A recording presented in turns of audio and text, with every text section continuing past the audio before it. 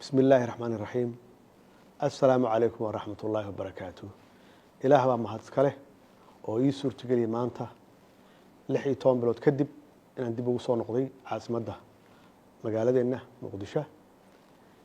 Waxaan doonayaa hadduu Ilaahay yiraahdo inaan ka shaqeeyo xalna ka dhex raadiyo dastuurka furan oo la doonayo in wax laga bedelo ama la dhameystiro.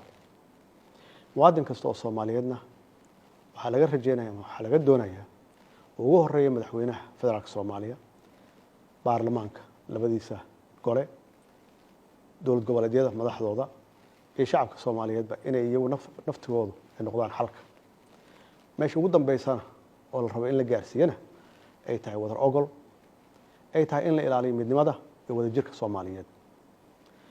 ugu dambeynna waxaan kulligeena dan noogu jirtaa in la isku soo dhaweeyo dadka Soomaaliyeed iyo dawladooda. waxaan doonayaa intaan in ka faahfaahsan inaan sheego mustaqbalka waan idin la wadaagi doonaa hadduu Ilaahay yiraahdo. wassalaamu calaykum waraxmatullaahi wabarakaatuh.